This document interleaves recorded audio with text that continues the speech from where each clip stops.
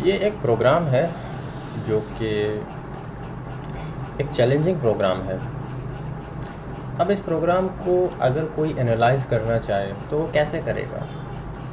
मैंने हमेशा कहा है कि रिवर्स इंजीनियरिंग जो है वो बहुत ही ज़रूरी होता है आज की डेट में सीखना, क्योंकि अगर आपको रिवर्स इंजीनियरिंग नहीं आता तो जो प्रोग्राम आप यूज़ करते हैं अपने कंप्यूटर सिस्टम पर, अपने लैपटॉप पर या फिर अपने मोबाइल फ़ोन्स पर, वो प्रोग्राम एक्चुअल में कैसे काम करते हैं। ऐसा हो सकता है कि उन प्रोग्राम में कोई वायरस हो जो कि आपके मोबाइल फ़ोन से आपका पर्सनल डेटा चुरा रहे हों, या जो प्रोग्राम आप इंटरनेट से डाउनलोड करते हैं क्रैक्ड वगैरह, हो सकता है उन क्रैक्ड वगैरह में वायरस हो या कोई मलेशियस फाइल छुपा हो जो आपको नहीं पता। रिवर्स इंजीनियरिंग एक बहुत ही अमेजिंग और बहुत ही इंटरेस्टिंग टॉपिक है। मैं पिछले कई सालों से रिवर्स इंजीनियरिंग पर काम कर रहा हूँ। मैंने अब तक रिवर्स इंजीनियरिंग पर ऑलमोस्ट बहुत सारे कोर्सेज़ भी बना रखे हैं जो कि प्रैक्टिकल कोर्सेज़ हैं, जहाँ पर मैंने हर किस्म के सॉफ्टवेयर्स, टूल्स, एप्लीकेशंस को आपको एनालाइज करके दिखाया है कि ये एक्चुअल में कैसे काम करते हैं। अभी हमारे पास एक चैलेंज है, आप स्क्रीन के सामने देख सकते हैं। program.exe नाम से आपको एक प्रोग्राम नज़र आ रहा है। ये विंडोज़ बेस्ड प्रोग्राम है। इसको हम ओपन करके देखते हैं कि इसके अंदर हमें क्या आउटपुट मिलता है। जैसे हम इस प्रोग्राम को ओपन करते हैं, इसमें बेसिकली एक विंडो आपके सामने आती है जिसमें लिखा है द एंजीमा प्रोटेक्टर, और जैसे हम इसको क्लिक कंटिन्यू करते हैं तो हमारे पास जो एक्चुअल प्रोग्राम है वो ओपन होकर आ जाता है। लेकिन जो शुरू में हमारे पास आया वो क्या था? बेसिकली ये प्रोग्राम एंजीमा प्रोटेक्टर नाम के किसी प्रोटेक्टर से प्रोटेक्ट किया गया है और उसका ट्रायल वर्जन यूज़ किया गया है। अगर आपने मेरे पिछले वीडियोस देखे हैं तो उन वीडियोस के अंदर मैंने ये बताया है कि अगर आप एक डेवलपर हैं तो आपको अच्छा अंदाज़ा होगा। अगर आप एक डेवलपर नहीं हैं, बिगनर हैं, जिसको रिवर्स इंजीनियरिंग का कोई नॉलेज नहीं है, तो वो भी ये वीडियोस देखकर रिवर्स इंजीनियरिंग पर महारत हासिल कर सकता है और मास्टर बन सकता है। ये बेसिकली एक प्रोग्राम है। अभी तो मुझे नहीं पता ये प्रोग्राम किस लैंग्वेज में बनाया गया है। हो सकता है C++ हो सकता है C# के अंदर बनाया हुआ हो सकता है पाइथन के अंदर हो या किसी और प्रोग्रामिंग लैंग्वेज के अंदर हो, क्योंकि हमें तो कोई इन्फॉर्मेशन नहीं है। तो उसको पता लगाने के लिए हम क्या करते हैं कि सबसे पहली जो चीज़ होती है, हम ये पता लगाते हैं कि ये प्रोग्राम किस लैंग्वेज में बनाया गया है। यहाँ पर हम एक पेकर डिटेक्टर का इस्तेमाल करेंगे जिसमें हम इस प्रोग्राम को ड्रैग एंड ड्रॉप कर देंगे। जैसे ही हम इस प्रोग्राम को पेकर डिटेक्टर में ड्रैग एंड ड्रॉप करेंगे तो आपके सामने प्रोग्राम का नाम आ रहा होगा, उसकी एंट्री पॉइंट आ रही होगी, फाइल ऑफसेट्स आ रहे होंगे, लिंकर इन्फॉर्मेशन होगा, फाइल साइज़ होगा, और नीचे जो आप इन्फॉर्मेशन देखेंगे ये बेसिकली प्रोटेक्टर की इन्फॉर्मेशन होगा। अगर प्रोग्राम प्रोटेक्टेड है तो आपको नीचे नज़र आ जाएगा ये प्रोग्राम किस प्रोटेक्टर या किस ऑब्जिकेटर या किस स्क्रिप्टर का यूज़ करके इसको प्रोटेक्ट बनाया गया है। अब बेसिकली इस प्रोग्राम को जैसे ही मैंने ओपन किया, आपके सामने एक विंडो आया जिसमें लिखा था एंजीमा। एंजीमा एक प्रोटेक्टर है जो कि आपके exe फाइल को जो है वो प्रोटेक्ट करता है ताकि उसको कोई रिवर्स इंजीनियरिंग नहीं कर पाए, कोई क्रैक ना कर पाए, कोई मॉडिफाई या पैच ना कर पाए। आमतौर पर मैं बताऊं तो ये एक प्रोटेक्शन लेयर होता है आपके प्रोग्राम के लिए, जो कि आपके विंडोज़ बेस्ड exe प्रोग्राम्स होती हैं उनके लिए होता है। एंजीमा एक पेड प्रोग्राम है जो कि आपको उसके ऑफिशियल वेबसाइट पर मिल जाएगा। अब इसमें जो अप्लाई किया गया वो बेसिकली ट्रायल वर्जन है। जब आप प्रोग्राम को ओपन करते हैं तो ट्रायल वर्जन में क्या होता है कि एंजीमा का जो ये बॉक्स है, जैसे यहाँ पर लिखा है ना, this software is protected with a demo version of Enigma protector, क्योंकि ये डेमो वर्जन का यूज़ करके इसको प्रोटेक्ट किया गया है। तो डेमो वर्जन में हमेशा ये चीज़ आती है। अब जैसे आप इसको एग्जीक्यूट करते हैं तो प्रोग्राम एग्जीक्यूट हो जाता है। लेकिन अभी तक हमें ये नहीं पता कि ये प्रोग्राम किस लैंग्वेज में बनाया गया है। ये तो हमें पता चल गया कि एंजीमा प्रोटेक्टर का इस्तेमाल किया गया है वर्जन 5.x 7.0 तक, इनमें से कोई सा भी वर्जन हो सकता है। एक्चुअल में हमें नहीं पता कि इसमें कौन कौन सा वर्जन यूज़ किया गया है, क्योंकि एंजीमा जो है वो साल दर साल चेंज होता रहता है। उसमें जितने भी बग्स वगैरह होती हैं, वर्नेबिलिटीज़ वगैरह होती हैं प्रोटेक्टर में, उनको फिक्स किया जाता है। तो वर्जन टू वर्जन इसके आते रहते हैं। तो इस पेकर डिटेक्टर ने हमें एक अंदाज़ा दिया कि इसमें एंजीमा 64 बिट लगा हुआ है, लेकिन ये अंदाज़ा नहीं दिया एग्जैक्टली कौन सा वर्जन लगा हुआ है। तो ये जो होती है, ये भी क्रैकर या फिर रिवर्स इंजीनियरिंग के लिए एक चैलेंजिंग होती है, क्योंकि हर एक वर्जन दूसरे वर्जन से अलग होता है और उसके काम करने का जो तरीका होता है वो भी अलग होता है। तो अब सवाल ये आता है कि ये तो हमें पता चल गया कि एनजीमा 64 बिट आर्किटेक्चर वाले प्रोटेक्टर से इस प्रोग्राम को प्रोटेक्ट किया गया है, और आई होप कि ये प्रोग्राम भी 64 बिट का ही होगा, हमें ये अंदाज़ा भी हो गया। और ये एक विंडोज़ कंसोल प्रोग्राम है, जिस तरीके से आप देख सकते हैं CLI इसको हम कहते हैं। बाकी इसका एंट्री पॉइंट भी आप देख सकते हैं, जो बहुत ही इंपॉर्टेंट रोल प्ले करता है। ज़्यादातर जब कोई भी प्रोग्राम प्रोटेक्ट होता है उसमें जो मेन चीज़ होती है वो basically entry point of the program होती है। लेकिन ये जो एंट्री पॉइंट अभी आपको नज़र आ रहा है, ये इसका ओरिजिनल एंट्री पॉइंट नहीं हो सकता, ये ऑब्जिकेटेड एंट्री पॉइंट है। क्योंकि जब भी आप किसी भी प्रोग्राम को किसी भी क्रिप्टर का इस्तेमाल करके, किसी भी ऑब्जिकेटर या प्रोटेक्टर का इस्तेमाल करके उसको प्रोटेक्ट करेंगे, तो जो प्रोग्राम होगा उसका एक्चुअल कोड आपको नज़र नहीं आएगा।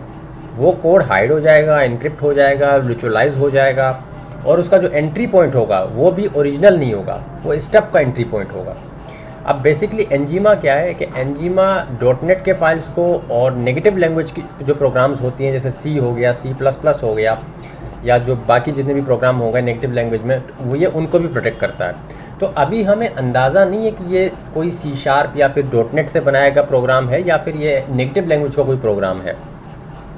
आगे चलते हैं, बात करते हैं कि अब हम क्या कर सकते हैं। अब यहाँ पर होगा क्या कि इस प्रोग्राम को हम यहाँ से बंद कर देते हैं। बंद करने के बाद मैं सबसे पहले क्या करता हूँ कि इसको DNS स्पाई के अंदर मैं लोड कर लेता हूँ। DNS स्पाई के अंदर लोड करने पर हम ये देखेंगे क्या प्रोग्राम का जो कोड है वो हमें नज़र आता है या नहीं आता। जब मैंने प्रोग्राम को DNS स्पाई के अंदर लोड किया तो लोड करने के बाद प्रोग्राम लोड हो चुका है।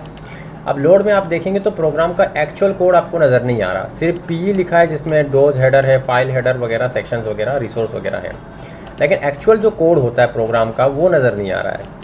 अब या तो ये हो सकता है कि ये प्रोग्राम नेगेटिव लैंग्वेज का प्रोग्राम है, क्योंकि नेगेटिव लैंग्वेज के जो प्रोग्राम्स होते हैं वो DNS स्पाई से एनालाइज नहीं किए जा सकते। वो जो है वो उनके लिए आपको XDBG, IDA या जो है OLEDBG का इस्तेमाल करना पड़ता है।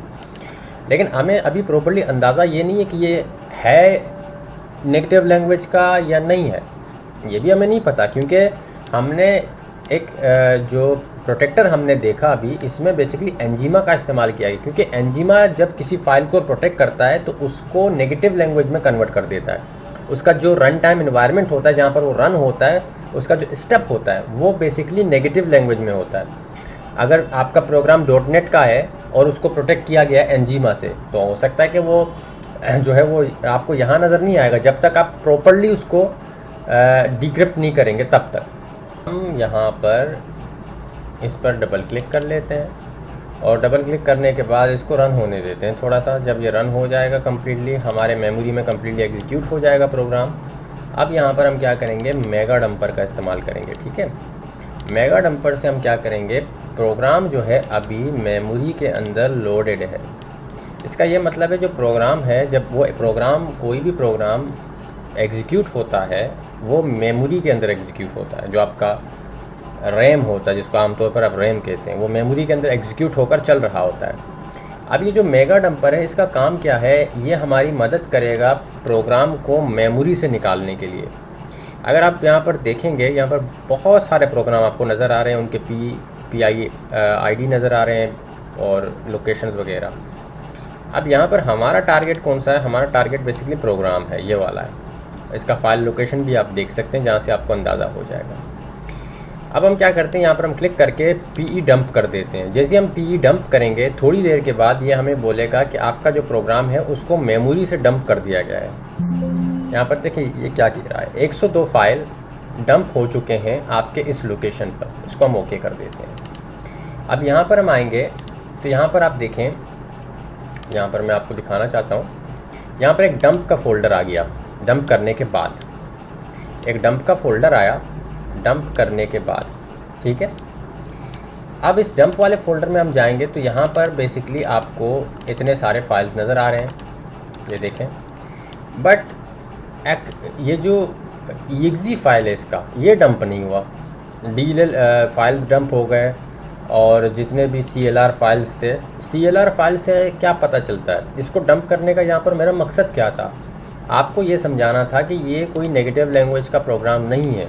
ये बेसिकली एक .NET का प्रोग्राम है, जहाँ पर CLR .dll का इस्तेमाल किया गया है, जिससे ये पता लगाया जाता है। जब ये देखें, ये क्या है, Microsoft run time common language run time. इसका ये मतलब है कि ये .NET का प्रोग्राम है, इसीलिए इसमें CLR.dll का इस्तेमाल हो रहा है। अगर आप यहाँ पर गौर से देखेंगे, जैसे हम यहाँ पर क्लिक करते हैं, मॉड्यूल्स में हम जाएंगे और यहाँ पर हम देखें तो यहाँ पर CLR, एक सेकंड में आपको दिखा, ये देखें CLR.dll मॉड्यूल्स को भी लोड किया गया है प्रोग्राम ने। इसका ये मतलब है कि ये प्रोग्राम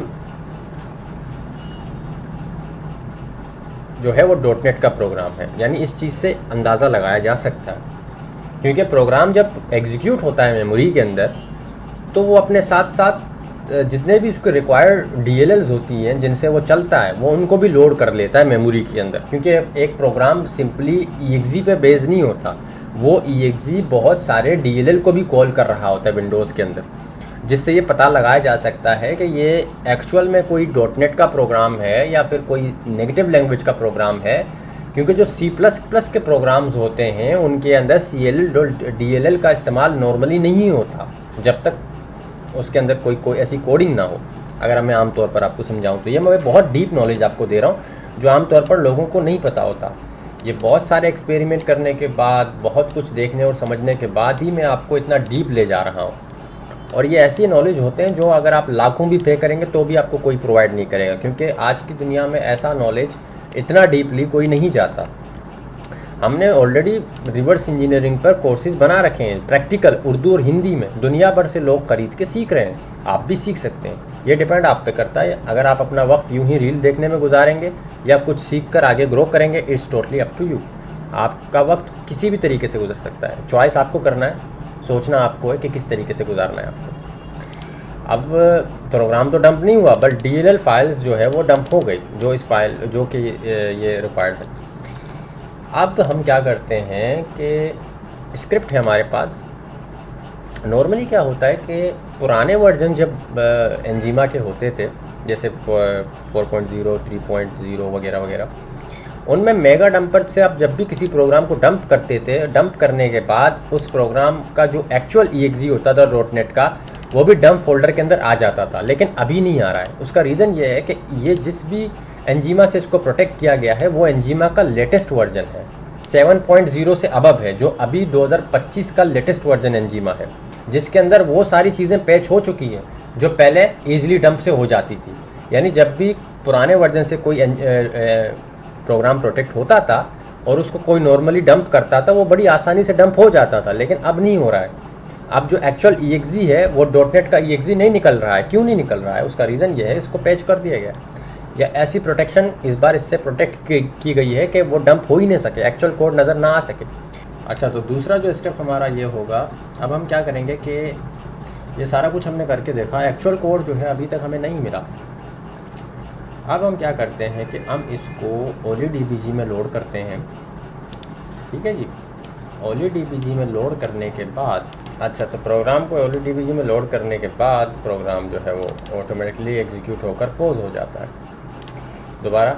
अब यहाँ पर हम क्या करते हैं कि एक सिंपल सा स्क्रिप्ट रन करेंगे। ठीक है, यहाँ से हम चाहते हैं और ये जो स्क्रिप्ट है इसको हम रन कर देते हैं। स्क्रिप्ट रन होकर खुद ही जो है वो पॉज हो जाएगा, या तो टर्मिनेट हो सकता है। अब यहाँ पर हम क्या करते हैं कि यहाँ से हम मेगा डंपर जो है इसको ओपन कर लेते हैं। ये जो मेगा डंपर है नया वाला, इसको हम यहाँ से ओपन कर लेते हैं। ओपन करने के बाद अब हम यहाँ पर देखेंगे, वी विल सी कि जो प्रोग्राम है ये यहाँ पर चल रहा है।